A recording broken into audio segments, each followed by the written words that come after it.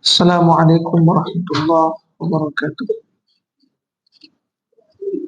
Alhamdulillahirabbil alamin. Itu TV sama dengan abah saya. Wal aqibatu lil muttaqin. Wala udwana illa 'alal zalimin. Asyhadu an la ilaha illallah wahdahu la syarikalah wa asyhadu anna sayyidana Muhammadan abduhu wa rasuluh allazi la nabiyya ba'da. Rabbi shrah li sadri wa yassir li amri wahlul 'uqdatam min lisani yafqahu qawli. Alhamdulillah, syukur kita kepada Allah. Selawat kepada Rasulullah sallallahu alaihi wasallam.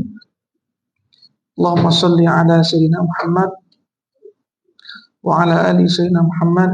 Allahumma shalli ala sayyidina Muhammad wa ala ali sayyidina Muhammad. Allahumma shalli ala sayyidina Muhammad wa ala ali sayyidina Muhammad. Alhamdulillah, kita sambung kajian kita dalam surah Al-Baqarah ayat 148.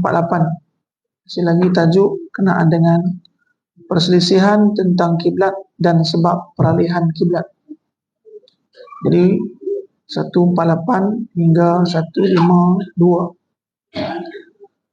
Wa likulli wijhatun huwa muwalliha fastabiqul khairat. Insyaallah surat 36. Jadi susulan daripada arahan ketiga pada ayat 150, Allah Subhanahu wa taala menyebutkan hikmah. Ketika mana Allah Subhanahu wa taala memerintahkan peralihan kiblat, maka di sana terkandung hikmah peralihan kiblat dengan mengemukakan 3 faedah. Yang pertama, firman Allah Subhanahu wa taala bermaksud supaya tidak ada lagi bagi orang yang menyalahi kamu, yakni golongan ahli kitab ataupun musyrikin. Golongan ahli kitab dan musyrikin tidak mempunyai sebarang hujah ketika mana mereka tidak bersetuju dan mereka komen perihal perayaan kiblat. Mereka hujah tak ada. Hujah tak ada, hanyalah mereka tidak menyukai Nabi SAW saja tanpa apa-apa hujah. Jadi golongan ini tiada hujah atau alasan untuk menentang golongan muslimin. Jadi ketika mana tiada hujah, tiada alasan mereka untuk menentang kaum muslimin, mereka hanya mereka-reka saja. Mereka tohmahan kepada kaum muslimin. Golongan ahli kitab sememangnya mengetahui bahawa Nabi yang diutuskan adalah keturunan Nabi Ismail. Ahli kitab, mereka tahu. Sebab mereka baca kitab. Kitab Taurat, kitab Injil mereka baca. Dan mereka mengetahui sesungguhnya Nabi Muhammad SAW adalah keturunan Nabi Ismail. Tentu sekali kiblatnya ialah Kaabah. Sebab yang membina, yang menaikkan ataupun yang mengangkatkan binaan Kaabah ini ialah Nabi Ismail dan ayahandanya Ibrahim. Dan mereka tahu Nabi Muhammad SAW keturunan Ismail. Makna dia apa? Dah tentu sekali kiblat ialah Kaabah. Jika baginda terus menghadap ke arah Baitul Maqdis semasa bersemayam, ia boleh menimbulkan tohmahan terhadap kenabian baginda. Jadi ahli kitab dah tahu dah, tapi mereka tetap bangkanglah. Dia tahu. Bahkan kalau Nabi SAW tetap mengarahkan kiblat ibadah Nabi ke Baitul Maqdis, itu malahan perkara itu menimbulkan tohmahan kepada Nabi SAW.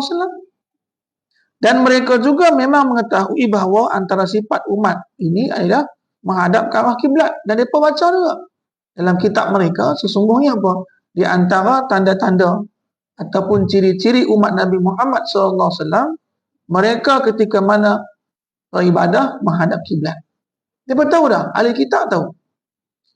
Jika sifat tersebut tiada, mereka akan menjadikan alasan menentang golongan muslimin. Kalau sifat ni tak ada, makna dia apa? Sifat umat Nabi SAW tidak seperti mana yang digambarkan dalam kitab Taurat, kitab Injil. Ini sebagai apa? Boleh dipergunakan sebagai menentang golongan Islam. Tapi sesuai dengan sifat yang telah digambarkan. Sebab itulah ahli kitab tak ada hujah. Mai pula golongan musyrikin, golongan syirik yang menyembah, yang menyekutu bagi Allah, golongan menyembah berhala. Golongan musyrikin pula berpandangan bahawa seorang nabi mestilah berketurunan Nabi Ibrahim. Baginda diutuskan untuk menghidupkan semula agama moyangnya.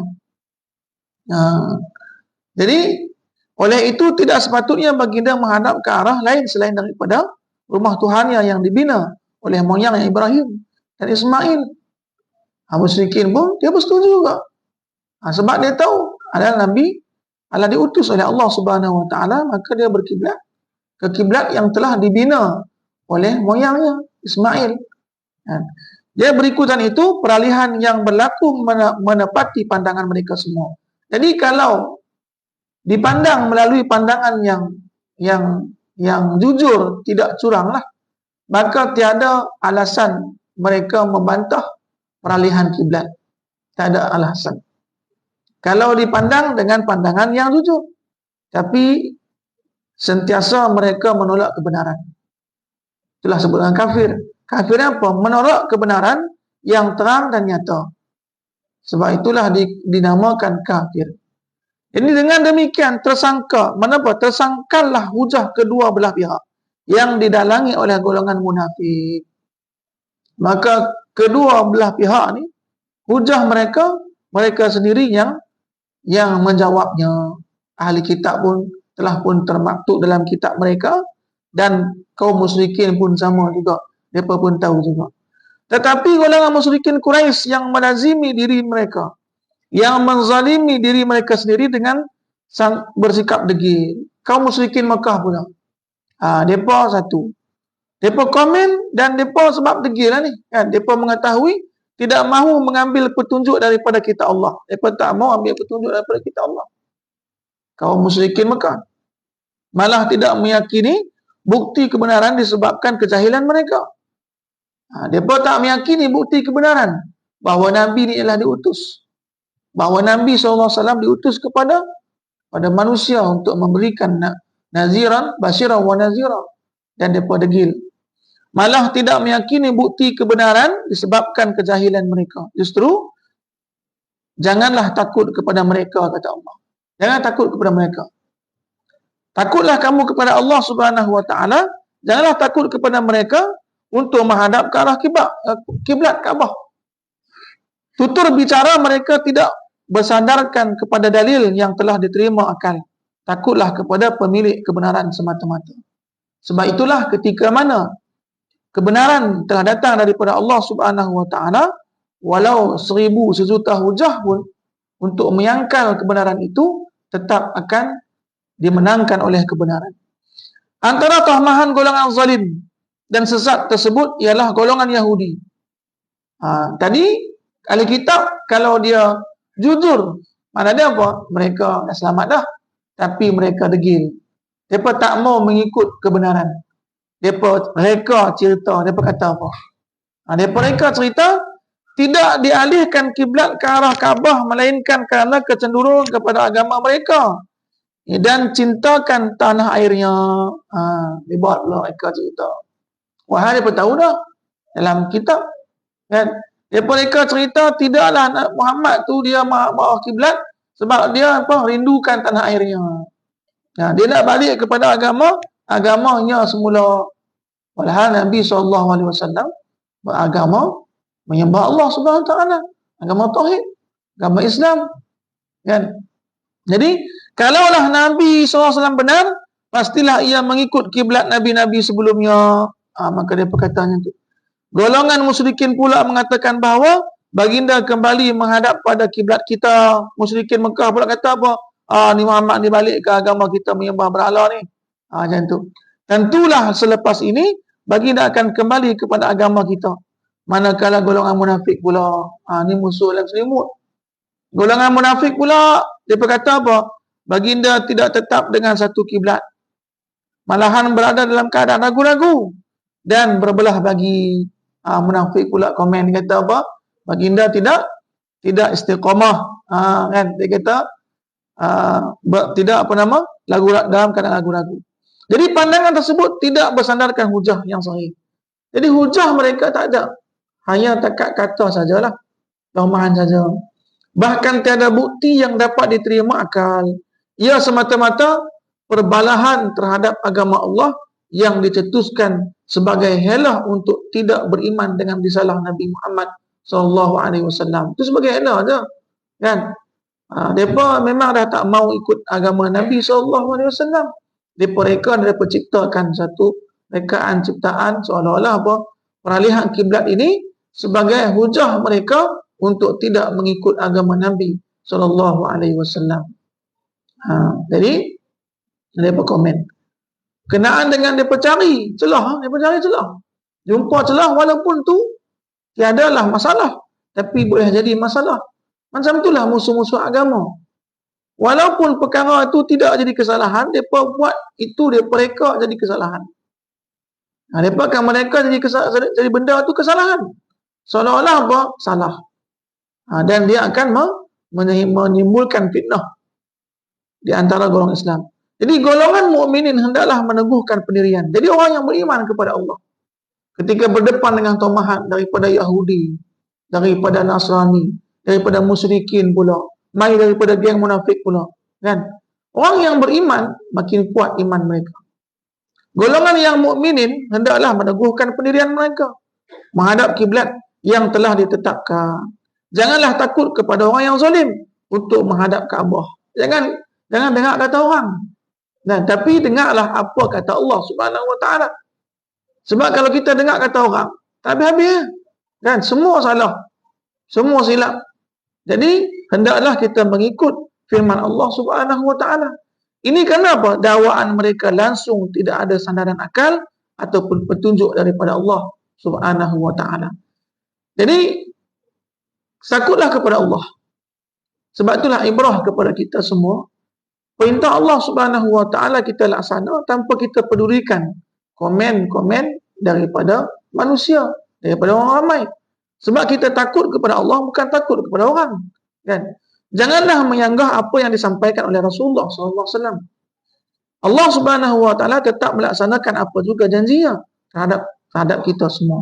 Jadi perkara ini membuktikan bahawa pihak yang benar sentiasa digeruni, pihak yang benar sentiasa ditakuti, digeruni, sementara pihak yang bersalah pula sentiasa dipandang rendah.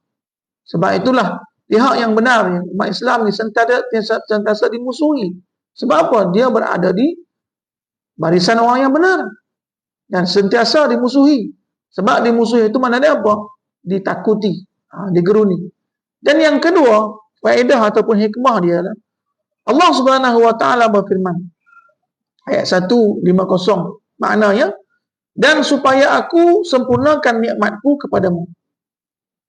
Jadi, dan supaya aku, kata Allah, sempurnakan nikmatku kepadamu dengan menghususkan satu kiblat khas di rumah Allah. Allah nak menyempurnakan nikmat kepada Nabi dan kepada umat baginda SAW. Allah Subhanahu Wa Taala menetapkan kiblat mereka, iaitu Kaabah, yang mana ia dibangunkan oleh moyang kamu, iaitu Nabi Ibrahim. Jadi baginda juga telah membersihkannya daripada menjadi tempat penyembah berhala dan patung-patung. Baginda juga berjaya memikat hati orang ramai dan penduduk dunia ke arahnya untuk sembahyang ibadah kepada Allah menghadap ke Kaabah. Oleh itu ia menjadi punca dalam meraih manfaat luaran ataupun dalaman, rohaniah ataupun jasad ataupun ruh, dua-dua sekali. Yang tidak terhingga Nabi Muhammad SAW bin Abdullah pula dilantik menjadi Nabi yang berbangsa Arab dari keturunan Ibrahim AS. Al-Quran juga diturunkan kepada baginda dengan bahasa Arab yang terang dan nyata. Bayin, terang dan nyata. Jadi baginda pula dilahirkan di kalangan Arab yang terang dan nyata, kan? Bangsa Arab dan berada di dalam golongan penduduk setempat dan ahli keluarga masing-masing gemar menghadap ke arah Kaabah. Lantaran itu, peralihan kiblat ke arah Kaabah merupakan suatu nikmat yang sangat sempurna daripada Allah Subhanahu Wa Taala. Ini faedah yang kedua. Jadi peralihan kiblat ini ialah nikmat kepada Nabi dan kepada umat baginda Nabi SAW. Sebab apa? Sebab sejak dulu Kaabah ini adalah satu pusat perhimpunan. Kaabah ini adalah satu ada tempat yang aman. Kaabah ialah tempat orang ramai pergi ziarah daripada sebelum diutus Nabi SAW lagi. Yang ketiga firman Allah Subhanahu Wa Taala, dan juga supaya kamu beroleh petunjuk dan hidayah. Yang ketiga, maknanya apa? Faedah dia.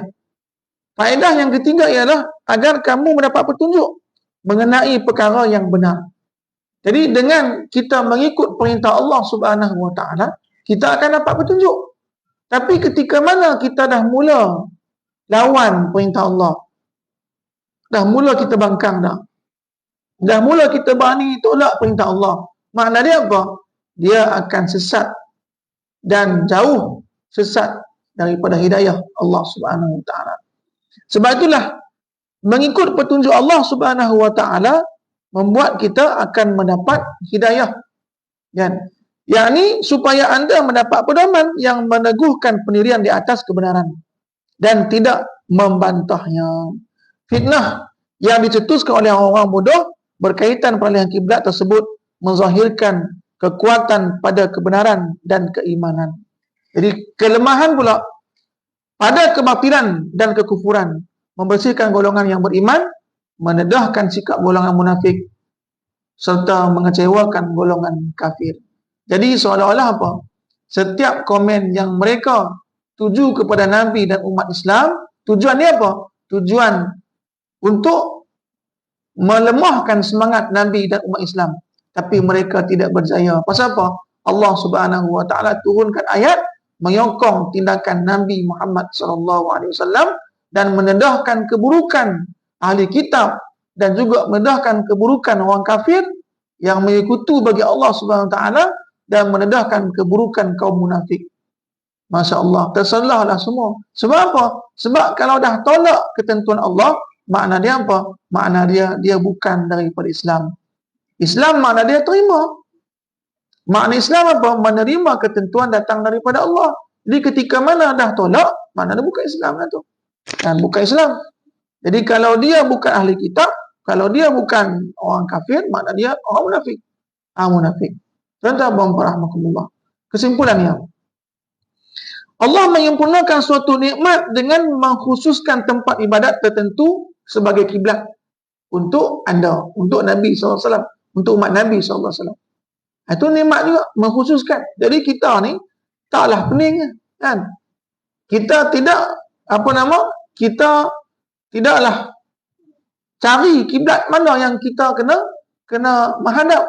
Allah telah pun tunjuk, yang ni Kaabah kiblat kita semua. Tang mana pun kita berada, kalau kita nak sembahyang kena ikut arah kiblat tu. Kan? Demikianlah juga nikmat Allah Subhanahu Wa Taala sebagai simbol penyatuan umat. Kepada anda sempurnakan dengan diutusnya seorang rasul dari kalangan anda sendiri. Mana dia apa? Allah mengutus Nabi SAW daripada bangsa Arab, daripada orang Arab itu sendiri.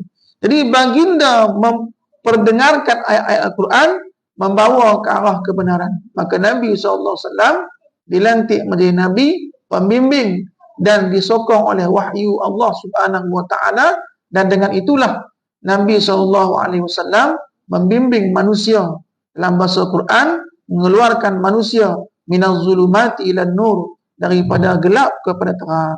Jadi membimbing ke arah petunjuk dan menjelaskan dalil-dalil yang kukuh, membuktikan keesaan Allah Subhanahu Wa Taala dan disokong oleh mukjizat-mukjizat datang daripada Allah Subhanahu Wa Taala. Jadi baginda juga membersihkan anda daripada kekejian berhala. Nabi SAW datang kepada manusia. Ketika itu dikenal sebagai zaman jahiliyah, zaman yang jahil, zaman bodoh. Maknanya apa? Mereka tidak mengenali pencipta. Mereka tidak mengenal Allah Subhanahu Wa Taala yang mencipta mereka. Dan mereka telah pun dihiasi oleh hawa nafsu setan mereka, dan setan telah pun memandang baik kepada menyembah berhala, mengikutukan bagi Allah Subhanahu Wa Taala. Maka Allah Subhanahu Wa Taala memerintahkan mengutus Rasul, dan Rasul inilah membimbing, mengeluarkan daripada zulumat, daripada gelap tadi. Mereka tak kenal Tuhan, menjadi mengenal Tuhan. Di samping mengajar tentang keluhuran dan kesucian diri, adab, maka Nabi SAW mengajar mereka, mendidik mereka berkenaan dengan adab, akhlak. Maka Nabi SAW dalam sebuah sabda baginda, Nabi kata, sesungguhnya aku diutus, kata Nabi, liutammima makarimal akhlak, untuk menyempurnakan akhlak. Untuk menyempurnakan akhlak. Maka Nabi SAW mencontohkan akhlak itu.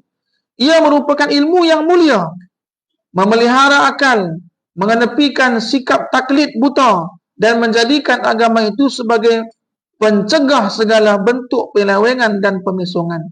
Jadi agama kita inilah sebagai kayu ukurnya. Maka Nabi SAW datang membawa risalah, datang membawa contoh adab akhlak yang baik, agar adab akhlak dan juga akhlak baik ini tidak berubah, maka dijaga oleh wahyu, dijaga oleh Al-Quran.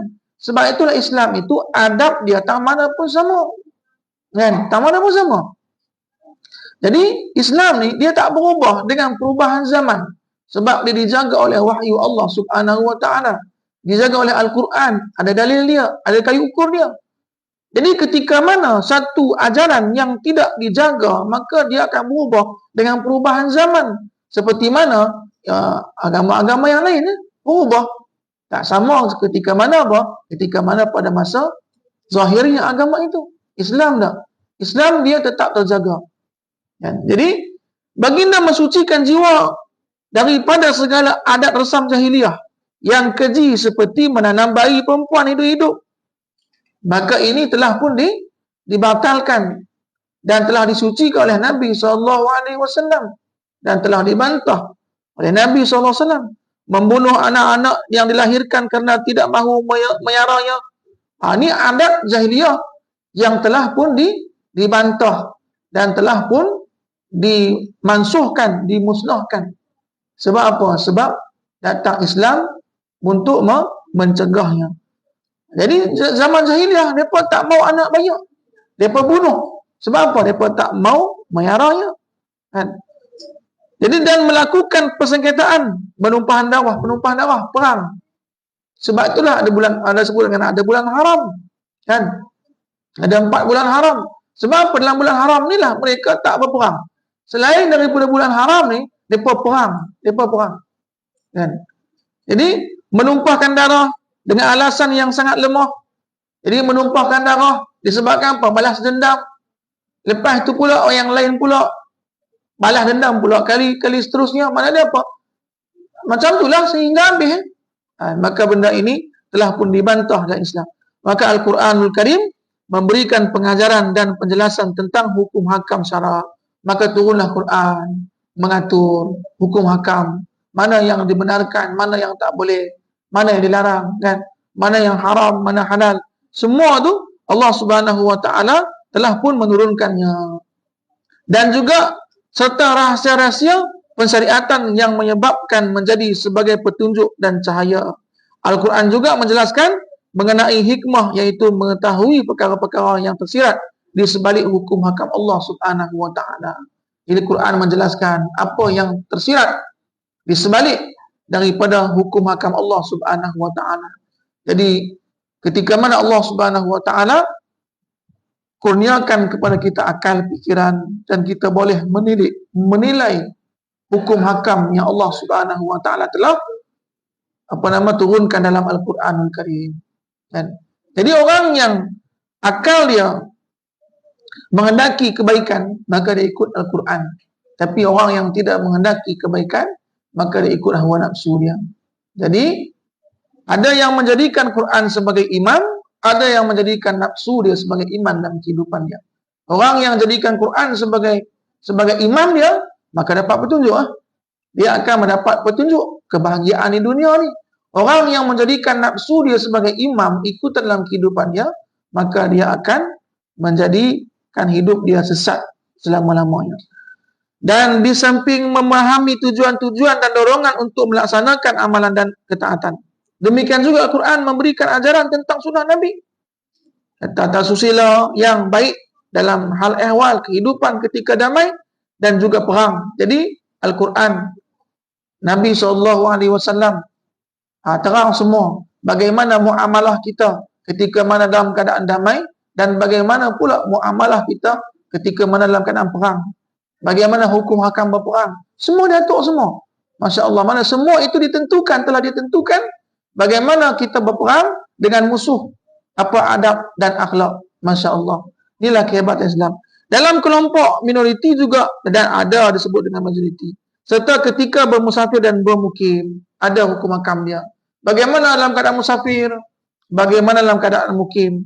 Hatta sahabat-sahabat Nabi yang mendapat pendedahan tentang perkara yang tersirat dalam syariat dan kepahaman agama menjadi sebagai hukama dan ulama, ada apa semua menjadi orang yang ahli-ahli hikmah dan juga orang yang cerdik pandai dalam bab dalam hukum hakam Allah Subhanahu wa taala.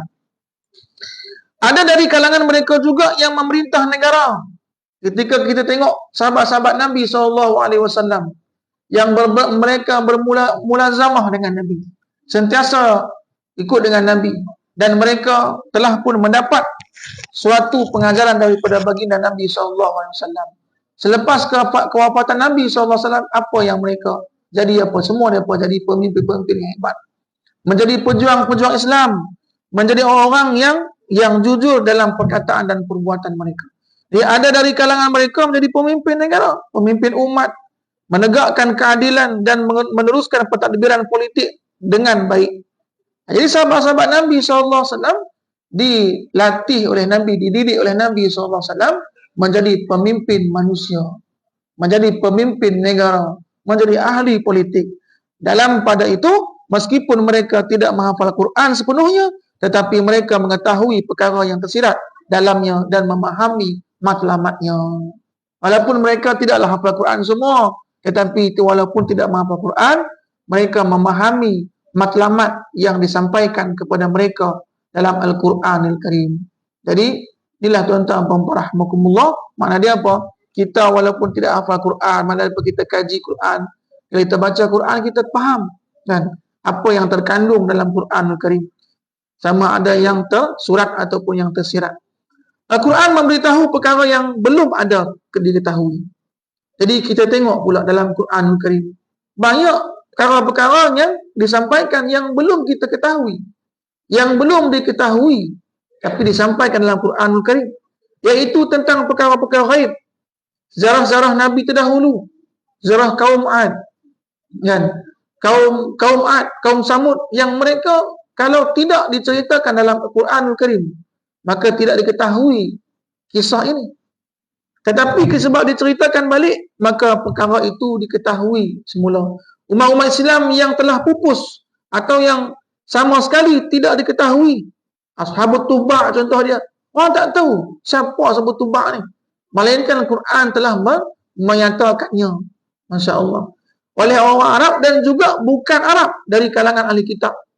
Dah cerita dah orang yang ditimpa oleh musibah ni telah pupus dan cerita dia pun hilang juga. Maka Quranul Karim bawa naik balik cerita tu. Oleh itu Allah Subhanahu Wa Taala memberikan galakan kepada orang beriman supaya mengakui nikmat-nikmat tersebut dan menerimanya dengan mengingati dan bersyukur kepada Allah Subhanahu Wa Taala. Jadi ketika mana Allah mengisahkan dalam Quranul Karim cerita berkenaan dengan kaum yang derhaka, kaum yang kafir, yang menolak agama Allah, yang mereka membuat Nabi dan Rasul sebagai musuh mereka, maka mereka dibinasakan oleh Allah Subhanahu Wa Taala. Allah ceritakan dalam Quranul Karim. Maka sebagai ibrah kepada kita, sebagai ibrah, dan boleh kita ambil pengajarannya agar kita terima yang disampaikan oleh Rasul dan kita jangan tolak. Sebab apa? Sebab kalau kita tolak, azab yang sama juga akan menimpa orang yang menolak. Di zaman siapa pun akan sama juga, kan? Jadi justru Allah Subhanahu Wa Taala berfirman 152 dan yang bermaksud, oleh itu ingatlah kamu kepadaku, kata Allah. Ingatlah kamu kepadaku supaya aku mengingatimu, kan? Dan maka ketika mana kita ingat kepada Allah, Allah akan ingat kita. Apabila kita menolong agama Allah, Allah akan menolong agama kita. Ingati Allah Subhanahu wa taala masa kita senang, maka Allah ingat kita masa kita sempit. Kan? Jadi untuk itu anda hendaklah mengingati Allah Subhanahu wa taala dengan melakukan ketaatan kepada Allah. Bagaimana kita ingat kepada Allah? Jadi ketika mana dia perintahkan kita ni hendaklah mengingati akan Allah Subhanahu wa taala. Bagaimana kita mengingati Allah? Yang pertama, mestilah kita melakukan ketaatan yang diperintahkan oleh Allah. Jadi benda yang diperintahkan oleh Allah Subhanahu wa taala dikira dia sebagai taat kita kepada Allah. Dikira dia sebagai ibadah, mestilah kita laksanakan dengan sepenuh hati, dengan ikhlas. Itu yang pertama. Melaksanakan perintah dan beramal soleh. Contohnya ialah dengan mengucapkan puji-pujian, dengan bertasbih, mengucapkan puji-pujian kepada Allah Subhanahu wa taala, yang kita mengatakan alhamdulillah ala kulli hal.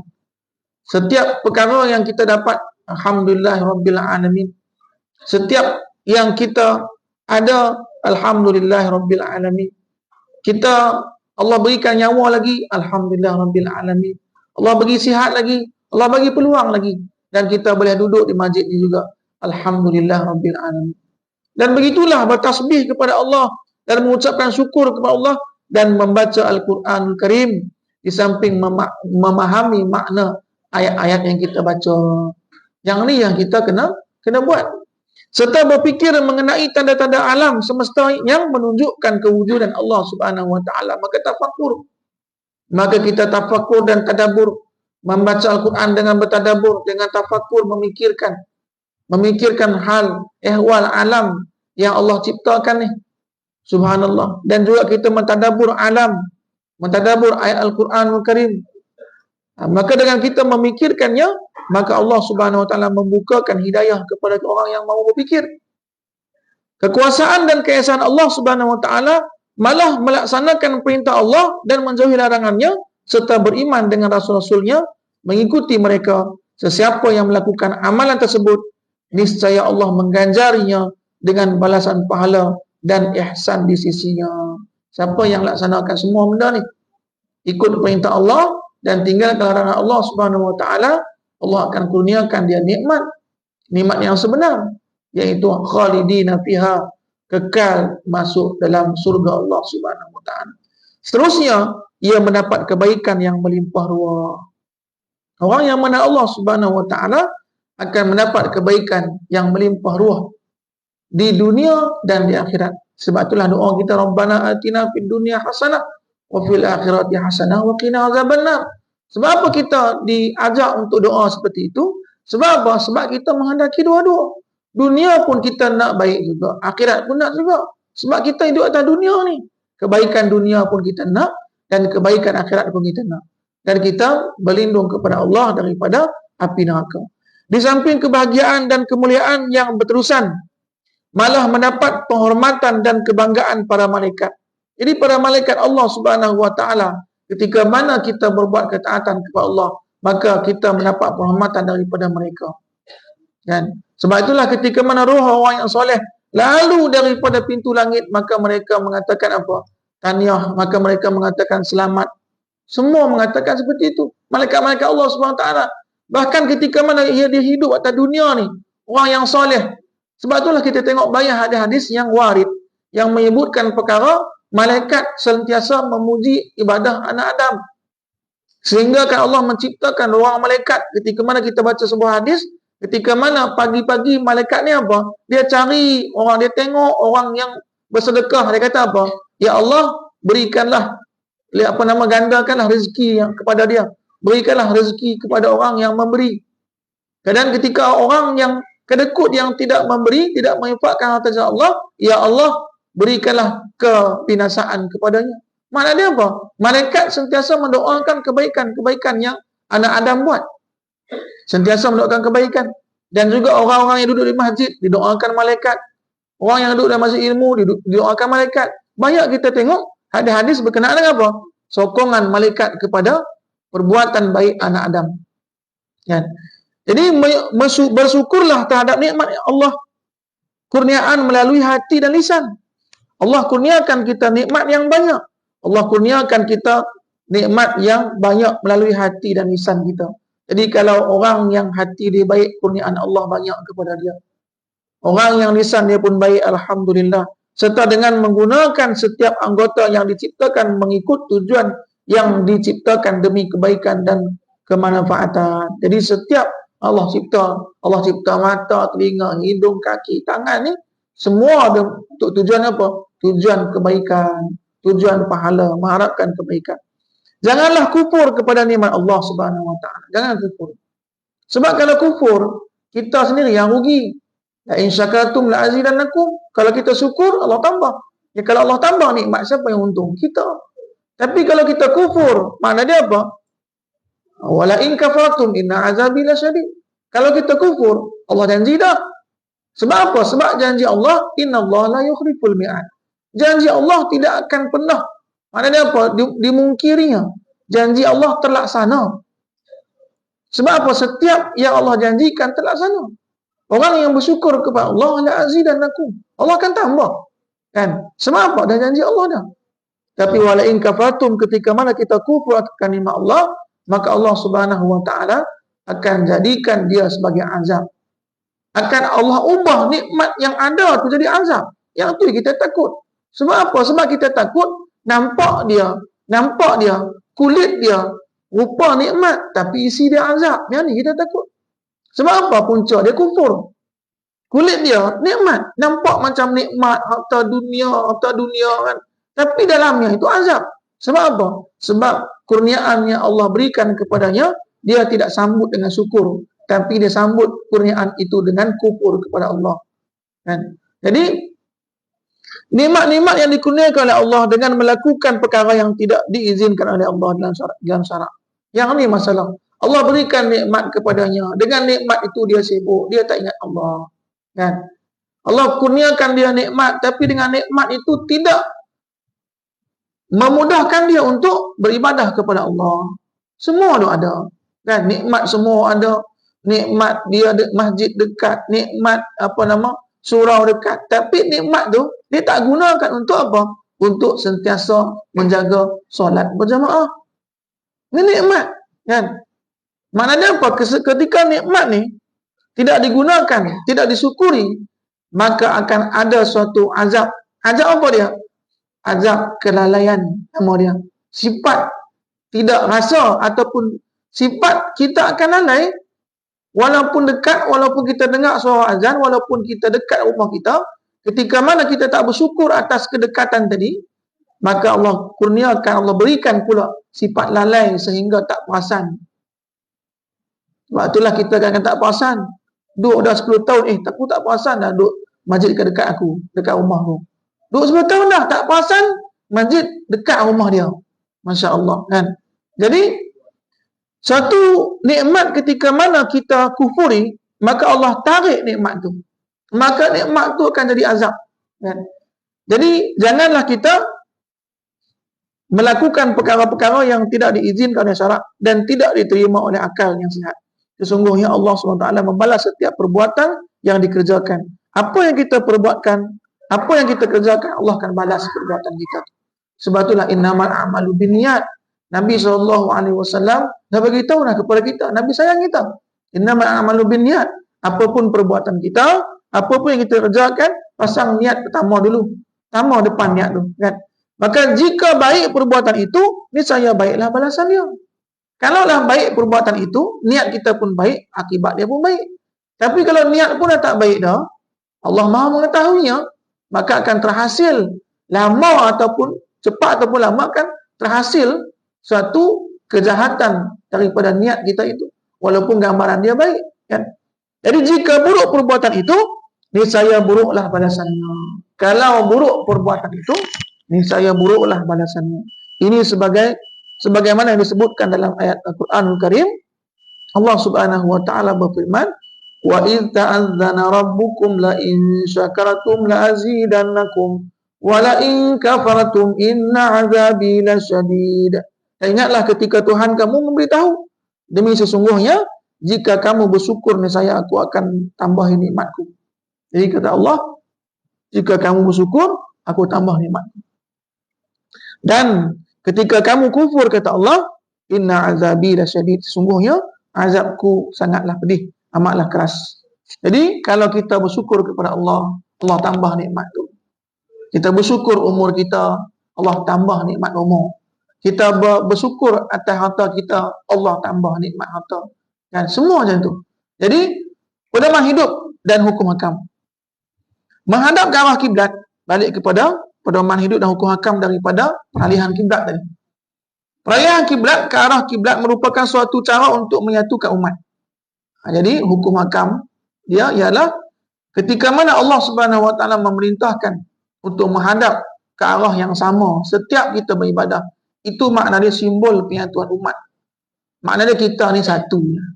Ketika mana kita menyembah Allah, Allahu Akbar, dalam shop yang sama, kiblat yang sama, bacaan yang sama, itulah makna dia sabda Nabi SAW, al-mu'minu lil-mu'minina kal-bunyan, yasudu ba'duhu ba'dan.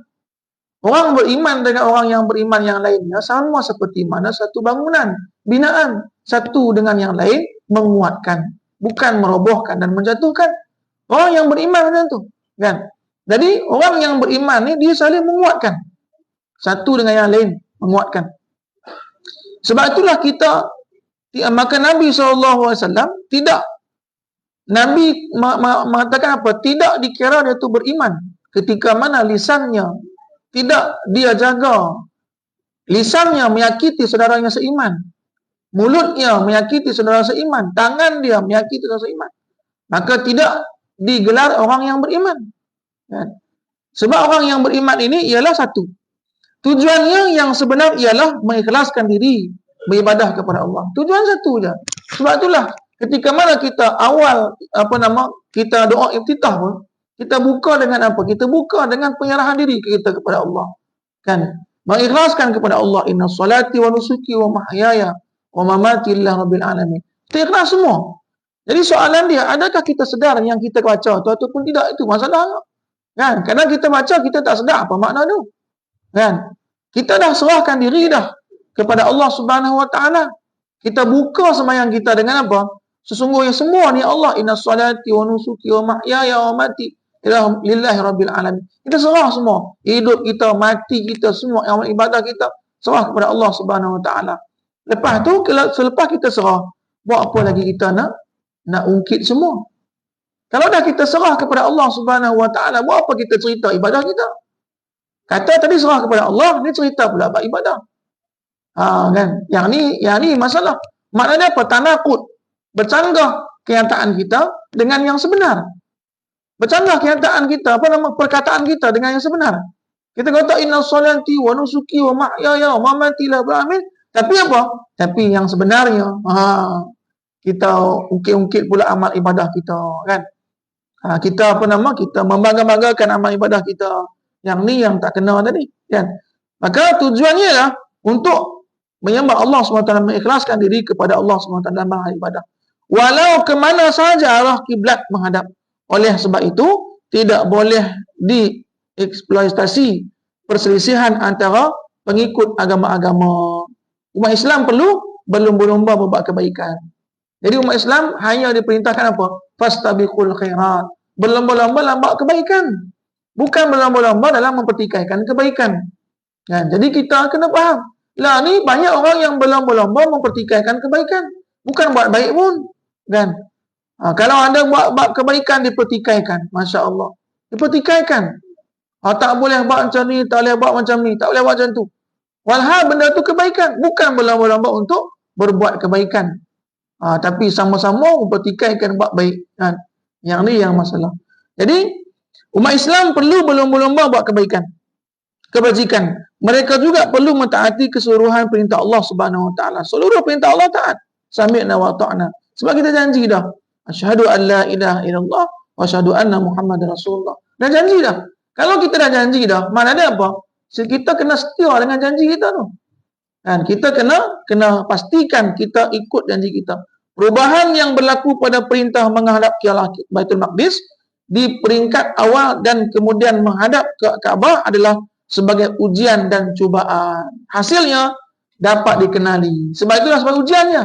Setiap ujian yang turun maka dia akan menampakkan siapa yang beriman yang sebenar, siapa yang berpura-pura beriman, munafik ya, dan siapa yang orang kafir yang degil lah, kan, yang mereka tidak mau mengikut perintah Allah Subhanahu Wa Taala. Hasilnya dapat dikenal pasti. Didedahkan pembohongan golongan yang mendustakan agama Allah. Jadi terhasil tadi apa? Terhasil ketika mana suatu ujian datang ni, ahli kitab pun nampaklah aib mereka. Mereka pembohong.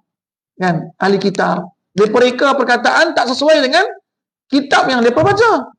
Dan juga kafir Quraisy pun ternampaklah hasad mereka, benci mereka kepada Nabi SAW. Dan munafik yang berpura-pura beriman di belakang Nabi pun ternampak. Didedahkan kebohongan golongan mendustakannya, dibezakan antara yang buruk dengan yang baik, dan dikenal pasti antara golongan muslim dan golongan munafik. Peralihan kiblat bukanlah satu bala, malahan ia merupakan satu nikmat yang besar daripada Allah Subhanahu wa taala.